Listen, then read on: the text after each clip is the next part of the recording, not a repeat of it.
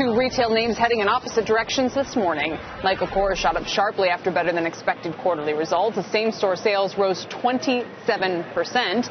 Shares of American Eagle, though, it's a different story. They are dropping hard after the teen and young adult apparel retailer issued a profit warning for the second quarter, citing weak sales and lower margins. Joining us now on the program, CNBC contributor Stacey Widlitz, also the president of SW Retail Advisors. Stacey, good morning. Good morning, Kelly. Oh, well, I guess it's already well into the afternoon there in London. Yeah, exactly. But look, this story here has a lot of people asking just how much more aggressive these teen retailers will have to be now in closing stores. Well, that's the key here, is that we overexpanded over the past 5 to 10 years in teen retail and in a lot of spaces. So there's not a major amount of store openings going on in the space, but I think we need more closings. That's really the key. A lot of these brands tend to start looking the same, and there's just not enough to go around. So today, American Eagle said that their comps will be down about 7% versus expectations of flat, because the environment is incredibly promotional. So they have to mark down and keep up with that. Stacey, with American Eagle shares down 16% this morning, though, that would suggest that investors see no reason to stick around for the duration. I mean, what is the case for buying into these shares? Do you just have to wait till they get so cheap, or the company has closed enough stores, or the sector in general? I mean, how can you at this point look at them and see any kind of opportunity then? Sure. Well, it's interesting. American Eagle has been actually one of the more consistent in the space, whereas Aeropostale has really missed on the basics and fashion mix. So, I mean, this just shows you that, again, the space is starting to look a lot of the same. I think it's also under pressure from the fast fashion retailers and also potentially from Gap. So, I think you want to see a lot of closings in this space before you really get excited about it. And the space is not for the faint of heart. It's very volatile.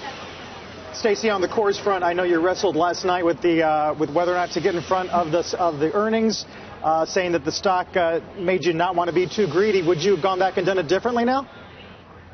Well, you know what? The stock was up 10% over the past several weeks into the call. There was some MPD data that came out that said business wasn't great, so there was an opportunity there. I think once the stock, runs up into the call, the street was very positive going into the call. To jump in front of it, probably not the best idea. But in terms of a long-term holding, I think the story is this. There was a 29% spread in the same-store sales number between KORS and the Coach number that was just reported. That is massive. So I think, it's a market share story on top of the fact that accessories are just hot. That's what women are spending on rather than apparel, and that will continue. And KORS is just hitting a home run in terms of the design. Yeah, I remember a few quarters ago they were posting 40% U.S. At mid-20s now. You still think there's some runway there, I assume?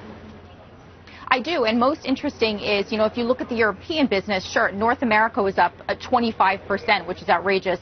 Europe was up double that. Less than 10% of their business is over here in Europe. And I can tell you that when you go into a department store here or a retail store, it's the best brand in terms of price fashion trade-off here, and they, unlike a lot of other U.S. brands, have come across the pond and only increased prices about 20% in line with basically the tax that you pay here. So they're not going after the consumer and charging 50% more like a lot of other brands. So I think in Europe is probably one of the biggest opportunities, and that's why they recently doubled the estimates for store potential in Europe. Yeah, Stacey, it's a great point. Thank you so much for joining us. Say hi to the newsroom while you're there. Stacey Widlitz from London as we watch the retail space this morning.